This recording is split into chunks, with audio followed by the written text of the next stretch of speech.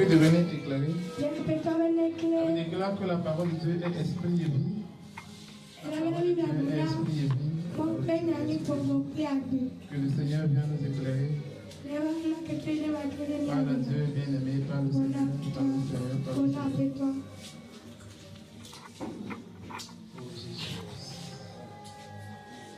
Seigneur, nous ne sommes rien. Nous avons besoin de ta seule parole, Père, pour aller au ciel. Oh Jésus-Christ, viens nous guider, viens nous enseigner. Attends l'Esprit Saint. Ta parole est esprit et vie. Saint-Esprit, que mon esprit soit connecté à ton esprit. Et que ma personne, Seigneur, soit un canal. Père éternel, que je sois un seul canal. Au travers duquel tu vas nous faire du bien en ce matin. Honneur à toi pour ta sainte grâce et ta sainte présence dans nos vies. Dans le nom de Jésus, nous avons prié reçu. Amen. Amen. Alléluia. Bien-aimé, sois fortifié. Que le nom du Seigneur soit loué dans ta vie. Alléluia. Amen. Seigneur, il est vivant. Il fait beaucoup de choses. Ce qu'on voit, ce qu'on ne voit jamais. D'une manière ou d'une autre, le Seigneur il se glorifie. Alléluia. Amen. Que son nom soit loué. Amen. Bien-aimé de Dieu, nous allons voir dans ce monde, avant d'entrer dans un lieu où il y a les humains, il y a certains règlements. Dans une entreprise, il y a les règlements de l'entreprise. Ainsi que dans les hôpitaux. Ainsi que même dans les marchés. Dans tous les lieux, dans toutes les zones, il y a des règlements qui interviennent. Et quand quelqu'un veut aller contre ces règlements, on va voir qu'on lui reprend ou bien on lui fait sortir de l'endroit là.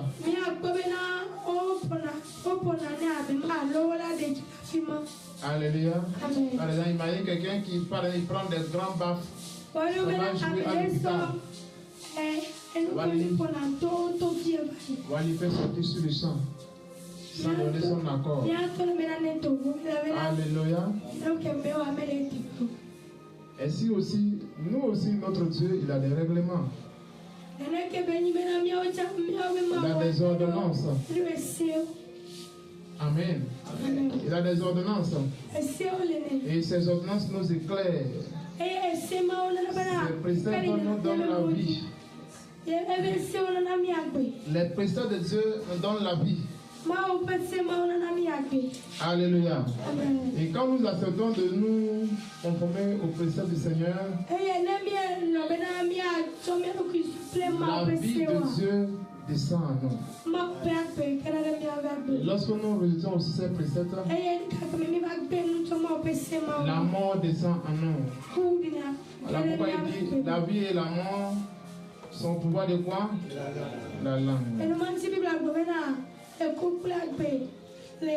Ce matin, c'est une exhortation très courte sur le thème la présence de Dieu. La présence de Dieu. C'est quoi la présence de Dieu? La présence de Dieu est seulement les dimanches, il y a la présence de Dieu. Et seulement dans le temps de prière, on va parler de la présence de Dieu. Et seulement quand je porte mon habit de dépouillement qu'il y a la présence de Dieu.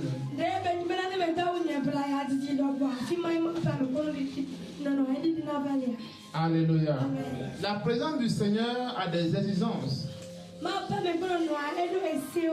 Et si nous voulons vraiment la présence du Saint-Esprit en nous, la présence de la lumière divine en nous, nous sommes appelés à nous soumettre aux exigences du Seigneur.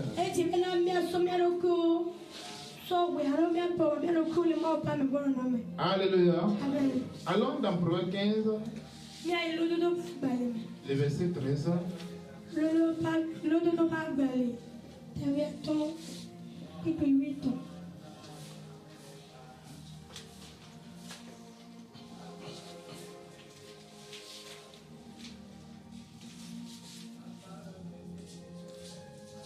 Proverbe 15, verset 3, dis-moi ça. Proverbe 15, verset 3. Alléluia. Je lis rapidement la parole du Seigneur. Les yeux de l'Éternel sont en tout lieu, observant les méchants et les bons. Parole du Seigneur. On peut s'asseoir. La Bible dit ce matin, les yeux de l'Éternel sont en tout lieu, observant les méchants et les bons. Alléluia. Amen. Peu importe là où l'homme est, les yeux de Dieu sont là-bas. Que tu sois dans la chambre, que tu sois sous la terre, même les gens qui sont actuellement dans le lieu de tourment, les gens qui sont morts loin de Jésus, qui sont en train d'être consumés à l'heure où je te parle, je les vois. Alléluia. Ce que tu fais en secret dans la douche, Dieu te voit. Parce que ses yeux sont en tout lieu. Quand tu es ici, tu es chrétien. Quand tu sors, tu es autre chose. Quand tu sors, tu es autre chose. Le Seigneur lui-même, il te voit. Il dit, oh, c'est pas quoi? Les méchants et les... Oh, le Seigneur que nous adorons. Le Seigneur que nous avons accepté d'adorer. Quand nous avons sa présence, il y a certains privilèges qui nous sont accordés. Il y a des privilèges qui nous sont accordés. Alléluia. Il y a des privilèges qui nous sont accordés.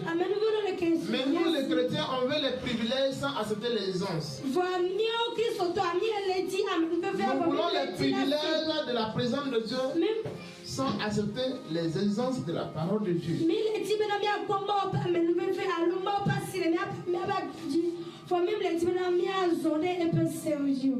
Alléluia. On va parler d'abord les privilèges de la présence de Dieu. Les privilèges de la présence de Dieu. Alléluia. Amen. Quelqu'un qui a la présence du Seigneur, a dit là où il y a le Saint-Esprit. D'abord, la personne est libre. Alléluia. Si le Fils de l'homme vous a franchi, vous serez réellement comment? Libre. Quand quelqu'un a le Saint-Esprit, la première des choses que le Saint-Esprit fait, c'est de t'accorder la liberté. Donc quelqu'un qui n'a pas la liberté, il n'a pas le Saint-Esprit.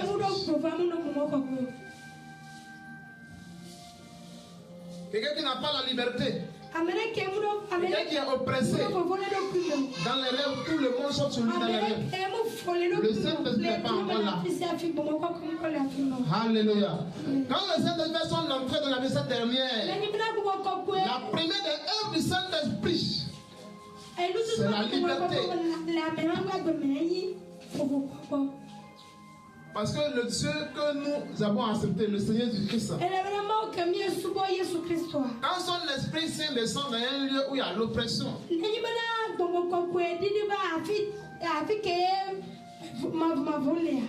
l'oppression périsse et la liberté descend.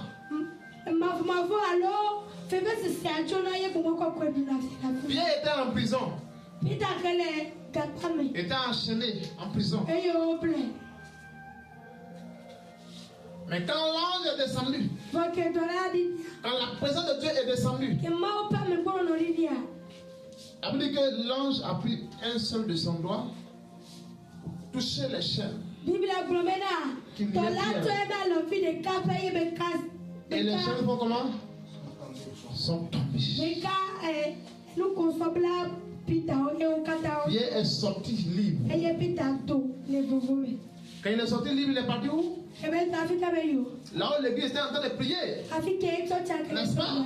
Il était en train d'adorer Dieu, d'élever le Seigneur. L'église était en train de célébrer le roi des rois. Et quand Pierre aussi est rentré, ils ont continué par faire quoi? Pas se réjouir. Pas se réjouir. Alléluia. Amen.